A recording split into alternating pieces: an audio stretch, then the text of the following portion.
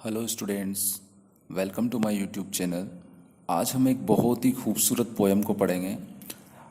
एक बहुत ही खूबसूरत पोयम जो कि आपकी क्लास 12th स्पेशल इंग्लिश का लेसन नंबर 5 है, जिसका नाम है आवर कैजोरिना ट्री। इसकी जो पोएटेस है वो है तोरू दत्त।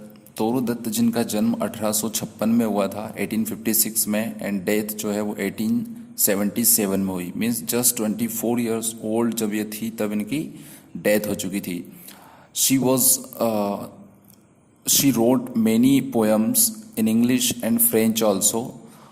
ये इंडियन राइटर थी, बट फ्रांस में रहने के कारण इन्होंने फ्रांस जो फ्रेंच लैंग्वेज है उसमें भी 70-80 फ्रेंच पोएम्स लिखी है। इसके अलावा कुछ स्पेशल पोएम्स, बहुत ही शानदार पोएम्स जो है, इन्होंने एक रोमांटिक पोएट की कैटेगरी में आती थी, और इन्होंने लिरिकल पोएम्स जो है वो लिखी है, जिसमें Lakshman, Sita and our casuarina tree शामिल है। प्रेजेंट पोएम की हम बात करते हैं, अवर कैजुरिना ट्री। अवर कैजुरिना ट्री में इन्होंने कैजुरिना ट्री जो रहता है उसको पर्सनिफाइज किया है, मीन्स एक पर्सन की तरह इन्होंने लिया है। ये एक पैथेटिक हम बोल सकते हैं पोयम है, जिसमें वो अपने भाई और अपनी बहन, जिनका नाम था अब्जू एंड अरु अरु अरु इनकी सिस्टर थी और अब्जू इनका भाई था, जिनकी डेथ हो चुकी थी, और इस ट्री की यादें जो है उनसे जुड़ी हुई है। इसलिए इस ट्री को उन्होंने टारगेट करके और ऑब्जेक्ट लेकर इस पोयम को लिखा है। इस पोयम में 5 स्टेंजा है, हर एक स्टेंजा में 11 लाइन्स है, और इन 11 लाइन्स का जो राइम स्कीम है वो A B B A C D D C E F F, इस तरह से इसका राइम स्कीम है। राइम स्कीम का मतलब ये होता है कि जो लास्ट लाइन का जो लास्ट वर्ड है वो किस तरह से उसका साउंड जो है वो मैच कर रहा है। तो हम देखेंगे कि किस तरह से फर्स्ट लाइन और फोर्थ लाइन का, स्टार्टिंग की जो 4 लाइन है उनमें अगर हम देखेंगे तो फर्स्ट लाइन और फोर्थ लाइन का जो साउंड है लास्ट का वो मैच करता है, और सेकंड और थर्ड लाइन का करता है। उसके बाद अगेन जो नेक्स्ट लाइन आती है, अगेन दूसरी नेक्स्ट 4 लाइन को अगर हम देखें तो उसमें भी जो फर्स्ट लाइन और फोर्थ लाइन है वो राइमिंग में आती है, और थर्ड और सेकंड लाइन जो है वो एक साथ आती है। लास्ट की 3 लाइंस का हम एनालिसिस करें तो जो फर्स्ट लाइन है उसका राइमिंग अलग जाती है, इसके बाद लास्ट की 2 लाइन है उनका सेम राइमिंग है। जब हम पढ़ेंगे तो देखते हैं क्या है, समझ में आता है। स्टार्ट करते हैं। Like a huge Python winding round and round, the rugged trunk indented deep with scares. Up to its very summit near the stars, a creeper climbs in whose embraces round. क्या बोल रही है कि एक बड़े से पाइथन, एक अजगर की तरह एक जो क्रीपर मतलब एक बेल है जो कि इसके ऊपर क्लाइम, राउंड एंड राउंड मतलब सर्कल में जैसे पेड़ से लिपटी हुई रहता है अजगर, उसी तरह से ये इसके रग्ड ट्रंक यानी कि ओल्ड ट्रंक यानी कि बहुत पुराना हो चुका है पेड़, इसके तने से लिपटा हुआ है। और कहाँ तक जा रही है वो बेल? इसके समिट मतलब कि टॉप तक जा रही है। इतना ऊंचा ये पेड़ है कि जैसे स्टार तक जा रही हो, तारों तक ये बेल इसके तने से लिपटी हुई है, जिसकी वजह से इसमें डीप विथ स्केयर्स मीन्स कुछ कट्स जो है वो बन गए हैं। No other tree could live but gallantly, कोई दूसरा ट्री अगर इस कंडीशन में होता तो शायद वो जिंदा नहीं रह पाता। यानी कि जिंदा रहना जो वर्ड है लाइव वो लिविंग बीइंग्स के लिए होता है, बट ट्री के लिए ये यूज नहीं किया जा सकता। उसको हम ड्राई बोलते हैं या तो ग्रीन ट्री बोलते हैं।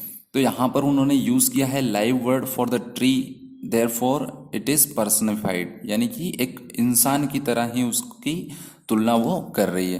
कह रही है no other tree could live but gallantly, the giant wears the scarf and flowers are hung in crimson cluster all the bugs among, whereon all day are gathered bird and bees.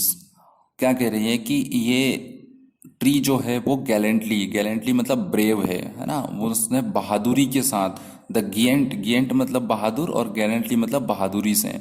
तो और कोई पेड़ तो शायद सूख चुका होता, मर चुका होता, लेकिन ये बहादुरी के साथ इस बहादुर ने वियर्स द स्कार्फ, स्कार्फ का मतलब यहाँ पर जो हो रहा है वो सरवाइव करना हो रहा है, कि इस एडवर्स सिचुएशन में भी वो सरवाइव कर रहा था। एंड फ्लावर्स आर हंग, उसकी जो डालियां हैं, बग मतलब कि डालियां होती है, ब्रांचेस होती है, उनकी सभी ब्रांचों में क्या लगे हुए हैं, फ्लावर्स लगे हुए हैं। कैसे लगे हुए हैं, क्रिम्सन क्लस्टर मीन्स वो पूरे गुच्छों में लाल फूल है और गुच्छों में हर एक डाली पर फूल लगे हुए हैं। वेयर ऑन जहाँ पर क्या होता है, गैदर्ड मतलब इकट्ठे होते हैं, बर्ड पक्षी एंड बी, पूरे दिन जो है पक्षी और जो बी है मधुमक्खियां हैं वो उन फूलों पर मंडराती रहती है। एंड ऑफ मतलब ऑफन अक्सर, and oft at night the garden overflows with one sweet song that seems to have no close, sung darkling from our tree while men repose. And अक्सर क्या होता है, रात के समय पर गार्डन जो है वो पूरी तरह से ओवरफ्लो हो जाता है, मतलब पूरी तरह से भर जाता है। एक स्वीट सॉन्ग जो है वहाँ पर बजता रहता है, वो ऐसा प्रतीत होता है कि जो है हैव नो क्लोज मतलब जो एंडलेस है, जिसका एंड नहीं हो रहा है, बजता ही रहता है वो सॉन्ग। संग जो सॉन्ग है वो बजता रहता है, डार्कलिंग मतलब अंधेरे में, फ्रॉम अवर ट्री हमारे पेड़ के ऊपर से ये आवाज जो है वो आती रहती है। वाइल मेन रिपोज, रिपोज मतलब रेस्ट, जब इंसान सो जाता है तब भी उस पेड़ से म्यूजिक आता रहता है। इन शॉर्ट में मैं आपको एक बार और बता देता हूँ कि उस बड़े पेड़ के जुर्ना पेड़ के बारे में वो बोल रहे हैं कि उस पेड़ के चोटी तक एक बेल जो है वो पूरी तरह से उसको जकड़े हुई है ना। एम्ब्रेसेस बाउंड, एम्ब्रेसेस बाउंड का मतलब होता है कि उसके चारों ओर लिपटी हुई है, जिसकी वजह से उसकी पुरानी ट्रंक जो है उसमें स्कैर्स हो गए हैं, मतलब कट्स जो है वो हो चुके हैं। कोई शायद दूसरा पेड़ होता तो इस एडवर्स सिचुएशन में वो जिंदा नहीं रह पाता, यानी कि सूख जाता, परंतु ये बहादुर ट्री जो है वो जिंदा है, वो सरवाइव कर रहा है। उसकी डालियों में कई सारे फूल लगे हुए हैं जो गुच्छों के रूप में लगे हुए हैं, गुच्छों में लगे हुए हैं। उन गुच्छों पर, उन फूलों पर दिन भर जो है बर्ड्स और बीज इकट्ठे होते रहते हैं, और रात के समय पूरा गार्डन जो है वो एक मधुर संगीत से भर जाता है, और वो संगीत ऐसा लगता है जैसे कभी खत्म ना होने वाला है, कभी एंड ना होने वाला है। जब अंधेरा छा जाता है तो उस पेड़ से ये संगीत बजता रहता है, जब इंसान जो है वो सो जाते हैं, मैन जब सो जाता है, आराम करता है तब। चलिए दूसरे स्टेंजा पे चलते हैं। When first my casement is wide open thrown, at down my eyes delighted on it rest, sometimes and most in winter on its crest, a grey baboon sits statue like a lawn, watching the sunrise while on lower bugs his puny offspring leap about and play। क्या कह रहे हैं कि when first, जब मैं सुबह उठती हूँ सबसे पहले, एट डाउन, डाउन मतलब सुबह का टाइम है, तो एक केसमेंट मतलब उसकी एक विंडो है, वो पूरी तरह से जब खोलती है ईस्ट की तरफ, जब वो खोलती है अपनी विंडो को, जब सूर्य उदय होता है तो उसकी आंखें जो है वो कहाँ जाकर रुक जाती है, उस पेड़ के ऊपर जाकर रुक जाती है, और उसको काफ़ी डिलाइटेड मतलब कि उसकी आंखों को काफ़ी खुशी मिलती है उस पेड़ के ऊपर देखकर। समटाइम्स कभी कभार, और अक्सर विंटर के समय में यानी कि ठंड के दिनों में, ऑन इट्स क्रेस्ट, क्रेस्ट मतलब जो उसकी सबसे ऊंची चोटी है, उस चोटी के ऊपर एक ग्रे बेबून मतलब एक बंदर जो है वो स्टेचू लाइक अलॉन मतलब कि स्टेचू की तरह अकेला उस चोटी पर बैठा रहता है, जो क्या देखता रहता है, सनराइज देखता रहता है। वहीं उसकी लोअर बग्स मतलब पेड़ की नीचे की डालियों पर उसका पनी ऑफ स्प्रिंग, पनी ऑफ स्प्रिंग मतलब क्या होता है, छोटा बच्चा है ना, छोटा बच्चा, उसका छोटा बच्चा जो है वो क्या करता रहता है, नीचे खेलता रहता है नीचे की डालियों पर। And far and near kokilas hailed the day and to their pasture went our sleepy cows. और कभी पास तो कभी दूर, पूरे दिन जो है कोकिलास मतलब कोयलों की आवाजें यानी कि उनके गाने का जो स्वर है वो सुनाई देता है। और हमारी जो गायें हैं, स्लीपी काउस क्यों बोला है, क्योंकि ऊँगती हुई जो गायें हैं वो अपने पॉइस्चर, वेंड मतलब रास्ता बनाना, या अपने पॉइस्चर की तरफ यानी कि अपने जो चारागाह है उसकी तरफ वो चली जाती है। And in the shadow on the broad tank cast by that hoar tree so beautiful and vast the water lilies spring like snow and massed. और उस ट्री की जो छाँव है, शेडो है ना, वो काफ़ी ब्रॉड है है ना। Broad and cast, cast word का यूज किया है तो मतलब कि जैसे ब्रॉडकास्ट बोलते हैं ना अपन, टीवी के ऊपर आता है ब्रॉडकास्टिंग, ब्रॉडकास्टिंग का मतलब, तो यहाँ पर भी क्या हो रहा है, वो अपनी शेडो को कास्ट करता है, मतलब अपनी शेडो को डालता है, और अपनी उसकी शेडो के नीचे वो गायें वगैरह बैठती है ना। By that hoar tree, hoar मतलब क्या होता है, ओल्ड एंड ग्रे, मतलब पुराना और भद्दा या बहुत बड़ा जो पेड़ हो चुका है पुराना वो, है ना। सो ब्यूटीफुल एंड वेस्ट, और वो काफ़ी सुंदर और बड़ा है, और उसके बगल में जो है जो वाटर लिलीज है, वाइट कलर के वाटर लिलीज जो फ्लावर है वो खिले हुए हैं, और ऐसा लग रहा है वो पूरी तरीके से क्या है, स्नो एनमास्ड है, मतलब कि जैसे बर्फ से ढके हुए हो। एक बार शॉर्ट में देख लेते हैं कि जब पोएटेस जो है अपनी विंडो सुबह के समय ओपन करती है तो वो क्या देखती है कि उस बड़े से पेड़ की चोटी पर, और खास करके ये कब होता है, विंटर के मौसम में होता है, सर्दियों के दिनों में होता है, कि एक बंदर जो है वो सबसे उसकी समिट पर, उसकी टॉप पर बैठा रहता है, चोटी पर बैठा रहता है, और सनराइज को एक स्टेचू की तरह देखता रहता है। वहीं उस पेड़ की नीचे की डालियों पर उस बंदर का छोटा बच्चा जो है वो खेलता रहता है। पूरे दिन कोयल की आवाज़ कभी पास तो कभी दूर सुनाई देती है। गायें जो है पोएटेस की, वो स्लीपी काउस मतलब सुबह सुबह ऊँगती हुई वो अपने पॉस्चर को चली जाती है, अपने चारागाह को चली जाती है, और इस बड़े से पेड़ की जो छाया है वो चारों ओर फैल जाती है। और ये बड़ा जो पेड़ है ये काफ़ी बूढ़ा हो चुका है, यानी कि बड़ा हो चुका है, काफ़ी पुराना है, और ये काफ़ी खूबसूरत भी लगता है। और उसी के साथ जो है वहाँ पर कुछ वाटर लिलीज के फूल जो है वो खिले हुए हैं, जो ऐसा प्रतीत हो रहा है जैसे बर्फ से ढके हुए हैं, या बर्फ ने की चादर उन्होंने। चलिए थर्ड स्टैंजा देखते हैं।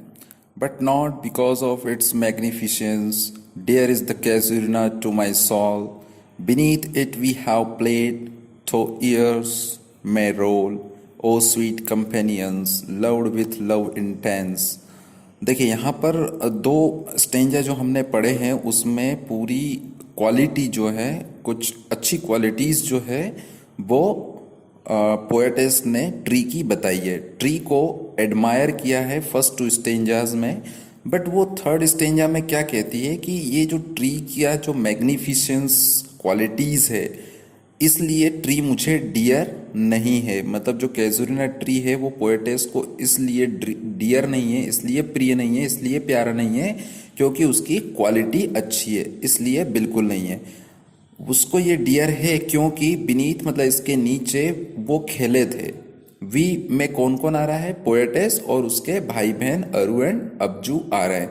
ये सब बचपन में उसके नीचे खेले थे। उस बात को थ्रो ईयर्स में रोल, वर्षों बीत चुके हैं। ओ स्वीट कंपेनियंस, अरे मेरे प्यारे साथियों, कंपेनियंस मतलब साथियों, लव्ड विथ लव इंटेंस, है ना। यहाँ पर लव इंटेंस का मतलब क्या हो गया, डीप अफेक्शन है उनका, तो उसका बहुत ज़्यादा डीप अफेक्शन था, उनसे लगाव था, तो वो कह रही है कि तुम मेरे प्यारे कंपेनियंस थे, और मेरा जो प्यार है वो प्यार की ही मकसद से मैं तुम्हें प्यार करती हूँ। For your sex shall the tree be ever dear, blent with your images, till shall arise in memory till the hot tears blind mine eyes, what is that dirk like murmur that I hear। क्या कह रही है कि for your sex, है ना, तुम्हारे खातिर ये पेड़ जो है वो मुझे हमेशा ही प्यारा रहा है। क्योंकि ब्लेंड मतलब कि इमेज उकेरना, तो इस योर इमेजेस मतलब कि किसकी इमेजेस की बात कर रही है, अरु और अब्जू की इमेजेस जो है मुझे इस पेड़ को देखकर मेरे सामने, मेरी आंखों के सामने आ जाती है। इन मेमोरी मतलब मेरी याद में आ जाती है, और मुझे तब तक वो दिखाई देती है जब तक कि गर्म आंसू मेरी आंखों को अंधा ना कर दे। मतलब जब आंसू है आते हैं आंखों में तो दिखाई देना कम हो जाता है, धुंधला दिखाई देने लगता है। तो वो भी कह रही है कि मैं तब तक उस पेड़ की तरफ, उन इमेजेस की तरफ जो कि वो मुझे दिखाता है, मैं देखती रहती हूँ। What is that dirge like murmur that I hear. Dirge like murmur का मतलब ये होता है कि मॉर्निंग, जो मॉर्निंग रहता है मीन्स जो शोक रहता है, उस शोक में कुछ बोलना, बड़बड़ाना, है ना, तो वो मुझे सुनाई देता है, जो कहाँ से सुनाई देता है, उस पेड़ से सुनाई देता है। यानी कि उसका कहना है कि पेड़ भी जो है उसके भाई बहन जो जिनकी डेथ हो चुकी है अरु और अब्जू की, उनके लिए मॉर्निंग कर रहा है, उनके लिए शोक जता रहा है। Like the sea breaking on a shingle beach. Shingle मतलब क्या होता है, स्मूथ और स्मॉल स्टोन्स होते हैं, तो उनकी जो बीच है मतलब कि रेतीले जो पत्थर कंकड़ होते हैं, वहां पर जिस तरह से जो सी है मतलब समुद्र का पानी आता है, तो वो समुद्र का पानी जिस तरह से आता है तो एक साउंड क्रिएट होता है, उसी तरह का sound. It is the tree's lament, तो उसी तरह का साउंड जब उसको सुनाई देता है तो वो क्या कहती है कि ये कौन है, ये तो ट्री का लेमेंट है। ट्री का लेमेंट मतलब उसका शोक है, ट्री जो अपना शोक व्यक्त कर रहा है, ये तो उसकी आवाज है। N eri speech, eri speech का मतलब क्या होता है, एक तरह का मॉर्निंग सॉन्ग होता है। तो शायद वो क्या कहना चाह रही है कि जो ट्री है वो अपना मॉर्निंग सॉन्ग गा रहा है, मतलब कि मेरे भाई बहन के चले जाने के कारण, उनके मर जाने के कारण, उनकी डेथ का शोक मनाते हुए वो एक शोक गीत जो है वो गुनगुना रहा है, गा रहा है, जो कि मुझे सुनाई दे रहा है। That haply to the unknown land may reach, और वो जो साउंड है वो कहाँ तक जा रहा है, अननोन लैंड मतलब कि हो सकता है कि जहाँ पर वो अरु और अब्जू मर कर चले गए हैं। हैप्ली मतलब कि जो है पॉसिबली, है ना, पॉसिबल होना, तो शायद ऐसा पॉसिबल है कि ये साउंड वहां तक भी जा रहा है, ये उनका गीत जो है वो वहां पर भी सुनाई दे रहा है। तो थर्ड स्टेंजा का हम शॉर्ट में, मैं आपको पहले बता दूं राइम स्कीम की अगर हम बात करें तो फर्स्ट लाइन में देखो आप, इस स्टेंजा की क्या लिखा है, मैग्निफिशेंस, और फोर्थ लाइन में देखें तो इंटेंस। मैग्निफिशेंस इंटेंस दोनों का एक हो गया, तो ये ए हो गया, है ना। सेकंड और थर्ड लाइन देखते हैं हम, सॉल रोल, तो ये सेम राइमिंग है इसलिए इनको बी बी बोलेंगे। अब फिफ्थ लाइन जो है उसका साउंड इन किसी भी लाइन से नहीं मिलता है, इसलिए ए बी तो हो गया, इसको हम सी देते हैं ना। क्या हो गया, डियर, डियर और फिर हियर, है ना। डियर के बाद एट्थ लाइन में देखो हियर, इन दोनों का राइम मिल रहा है इसलिए हम इनको क्या दे देंगे, डी डी। और अगर हम फिर सिक्स लाइन और सेवंथ लाइन का देखें तो अराइज आइज, इन दोनों का सेम हो रहा है इसलिए हम इनको सेम लेटर से रिप्रेजेंट करेंगे। इसके बाद अगर हम जो लाइन है आपकी नेक्स्ट लाइन है बीच, है ना, उसका क्या आ रहा है, बीच, नाइन्थ लाइन का बीच, जो कि किसी से नहीं मिलता है। फिर नीचे क्या आ गया, speech and reach, speech and reach, तो इन दोनों का सेम है इसलिए हम इनको एफ एफ दे देंगे। तो कहने का मतलब है कि इस तरह से ये राइम स्कीम बन रही है। अब इन शॉर्ट में हम देख लेते हैं इसका मीनिंग क्या होता है कि पोएटेस ये बोलती है कि ट्री मेरे लिए इसलिए डियर नहीं है क्योंकि वो खास है ना, क्योंकि वो अच्छा है इसलिए नहीं है, बल्कि मेरे लिए ये इसलिए डियर है क्योंकि मैं और मेरे भाई बहन इसके नीचे खेले थे कई वर्षों पहले। अब उन स्वीट कंपेनियंस की याद जो है मेरे लिए कौन लेकर आता है, ये पेड़ लेकर आता है। ना केवल मैं दुखी हूं बल्कि वो पेड़ भी उनकी याद में दुखी है, और उनकी मेमोरी में जो है वो मुझे उनकी याद दिलाता है, उनकी तस्वीर मेरे सामने लेकर आता है, और मैं उनकी तस्वीरों को देखकर तब तक रोती हूँ जब तक कि आंसुओं से मेरी आंखें ना भर जाएं। और ये पेड़ जो है वो खुद जो है क्या करता है, डिर्ग लाइक मुरमुर, मतलब कि उनकी याद में जो है वो एक शोक गीत गाता है और दुख से उसकी आवाज निकलती है, और वो उसकी ईरी स्पीच मतलब जो शोक है गीत है वो कहाँ तक पहुंच रहा है, उस अननोन लैंड तक पहुंच रहा है जहां पर वो मरकर चले गए हैं। फोर्थ स्टेंजा देखते हैं, unknown yet well known to the eye of faith, I have heard that well far, far away in distant lands by many a sheltered bay, when slumbered in his cave the water wraith।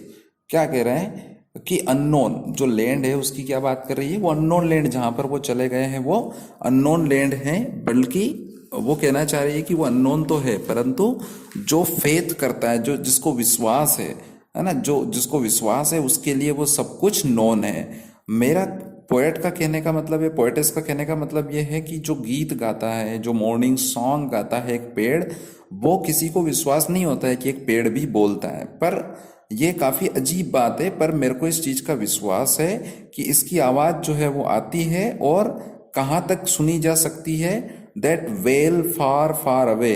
ये well जो है इसकी मतलब morning जो है tree की वो दूर दूर तक सुनाई देती है। और कहाँ तक सुनाई देती है? डिस्टेंट लैंड्स, दूर की जो धरती है वहां पर ये सुनाई देती है। बाय मेनी ए शेल्टर बे, तो बाय मेनी ए शेल्टर बे का जो सेंस यहाँ पर यूज किया है वो एक सी बीच है, जो कि कहाँ पर है? इंग्लैंड या फ्रांस का सी बीच है, जो कि काफी शेडोवी ट्रीज से कवर्ड है। तो जहां पर कई सारे पेड़ वेड़ है, उस जगह पर जब पोएटेस है तो वहां पर उस वो कल्पना कर रही है कि वहां पर जो कि सी शोर है उस पे एक कई सारे पेड़ हैं। शेल्टर्ड बे मतलब कि ये झाड़ियों से घिरी हुई या पेड़ों से घिरी हुई खाड़ी टाइप है, वहां पर भी इसकी ट्री की आवाज जो है, मॉर्निंग की आवाज सुनाई देती है, मॉर्निंग सॉन्ग सुनाई देते हैं।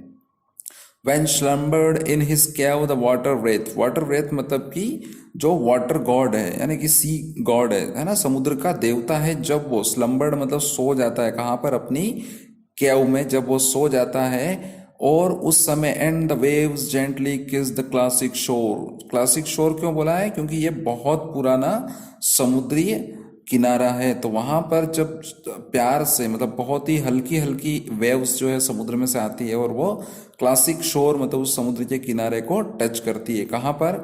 ऑफ फ्रांस और इटली, या तो फ्रांस के समुद्र के किनारे या तो इटली के समुद्र के किनारे। बीनीथ द मून मतलब चांदनी रात में। व्हेन अर्थ ले ट्रांस्ड इन ए ड्रीमलेस सून, और जब अर्थ क्या होती रहती है? ट्रांस्ड होती रहती है। ट्रांस होती है मतलब कि एक मैजिक है ना, मैजिकल बनती जाती है, मैजिकल स्पेल होता है ना। इन ए ड्रीमलेस सून, ड्रीमलेस क्या होता है? ड्रीमलेस का मतलब जिसको सपना ना आता हो, यानी कि सपना ना हो। सून मतलब कि क्या होता है? Like sleep. तो बिना सपनों की नींद में अर्थ जो है वो मैजिकली खोती जाती है, यानी कि जो अर्थ है वो एक बिना नींद का सपना जैसी बन गई है।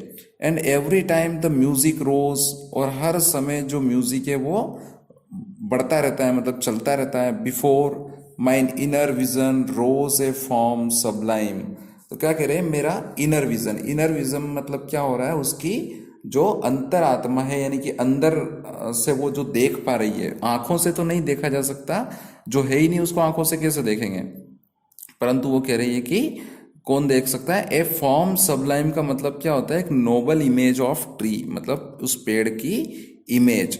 फ्रॉम है ना, फॉर्म सबलाइम मतलब पेड़ की इमेज जो है उसके मन में दिखाई उसको देती है।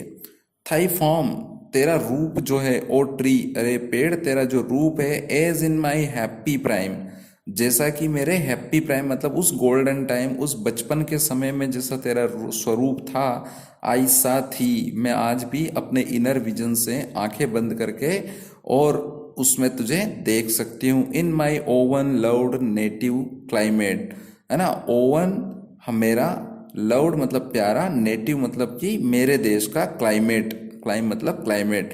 तो बात कर रही है इंडियन क्लाइमेट की कि ओ ट्री, आज तो ट्री जैसे पुराना हो चुका है, लेकिन वो बोल रहे हैं कि उन दिनों में जैसा दिखता था पेड़ वैसा वो आज भी अपने इनर विजन से उसको देख सकती है। और कहाँ पर देखती है वो? उसके अपने क्लाइमेट, यानी कि तोरू दत्त इंडियन पोएटेस है, इसलिए वो बोल रहे हैं कि इंडिया के क्लाइमेट में मैं तुझे देखती हूँ। अगेन इसको पूरा समझ लेते हैं। वो कह रही है कि ये बात आंखों के लिए विश्वास करने लायक नहीं है, कानों को विश्वास करने लायक नहीं है कि कोई पेड़ रोता भी है और वो अपने मॉर्निंग सॉन्ग भी गाता है, परंतु अगर हम विश्वास करते हैं तो ऐसा बिल्कुल होता है। वो कह रही है कि मुझे तो उसकी जो आवाज़ है, उसकी जो वेल है, यानी कि मॉर्निंग सॉन्ग है, वो बहुत बहुत दूर जहाँ पर मैं आज हूँ, पहले वो इंडिया में थी, अब कहाँ है वो? फ्रांस में या इटली में जहाँ वो रहती थी वहाँ है। तो वहाँ का जो एक समुद्र का किनारा है ना, बहुत दूर की लैंड है, क्योंकि इंडिया और इटली या फ्रांस बहुत दूर है। तो उस दूर के किनारे पर जब वो खड़ी है तो वहाँ पर भी उसको उस पेड़ की, जो कि इंडिया में है, उसकी मॉर्निंग की आवाज़ वो सुन सकती है।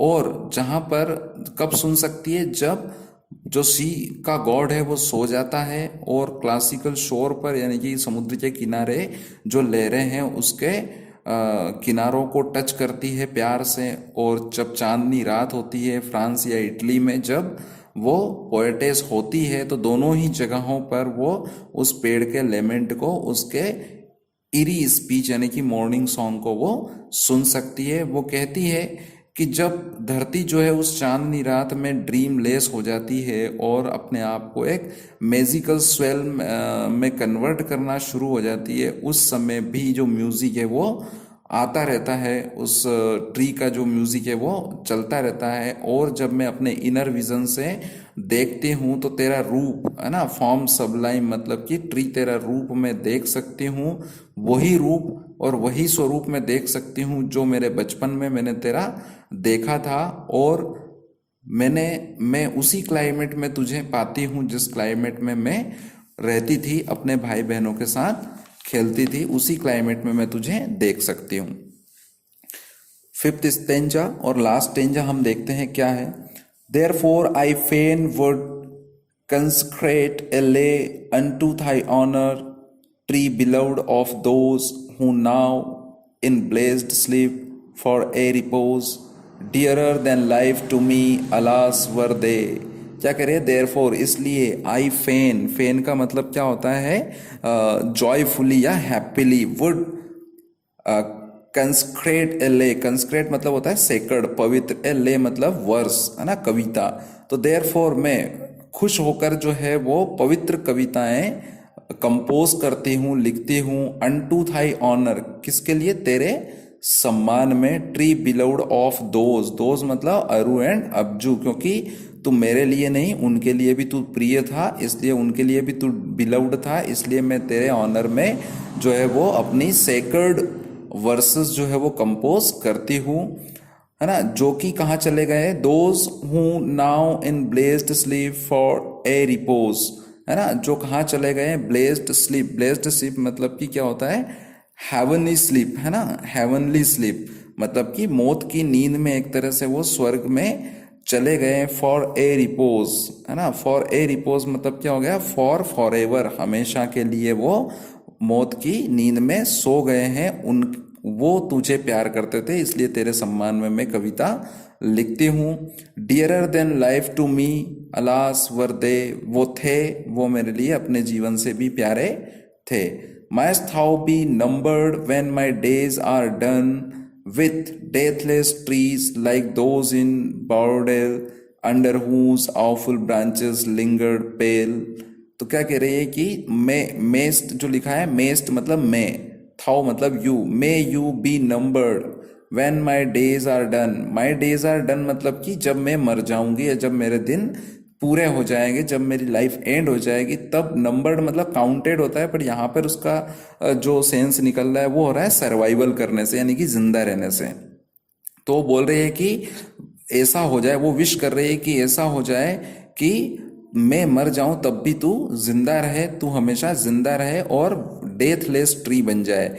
लाइक किसकी तरह, एक बॉर्डेल, बॉर्डेल मतलब जो है वो क्या है, एक वैली है साउथ इंग्लैंड में, तो यहाँ पर साउथ इंग्लैंड की उस वैली की तरह तू भी क्या हो जाए, हमेशा हमेशा जिंदा रहे। अंडर हूज, जिसके नीचे ऑफुल ब्रांचेस लिंगर्ड पेल, है ना, जिसके नीचे जो ऑफुल जो ब्रांचेस है, लिंगर्ड मतलब यूज टू लाइव, वो जिंदा रहे, है ना। ऑफुल मतलब कि काफी पुरानी हो गई है, वो डालियां भी जो है वो क्या रहे, जिंदा रहे, मतलब पेड़ जो है पूरी तरह से सुरक्षित और जिंदा रहे, ऐसी वो क्या कर रही है, विश कर रही है।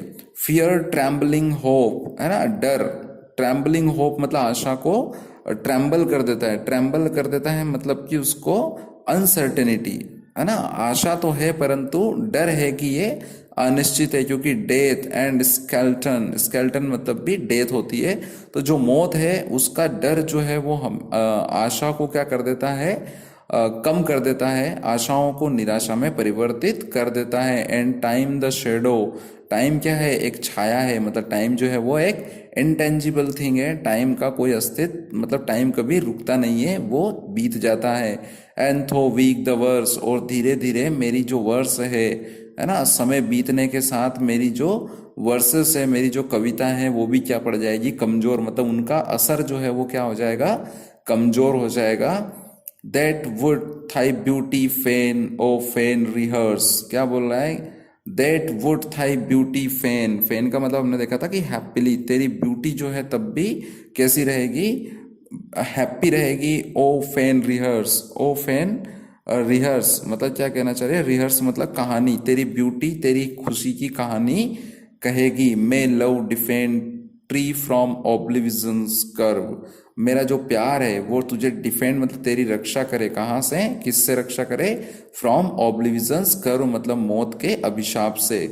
Everything is temporary in this world. हर एक चीज जो है इस दुनिया में टेम्पररी है। बट वो क्या विश कर रही है कि मेरा जो प्यार है वो तेरे लिए क्या करेगा?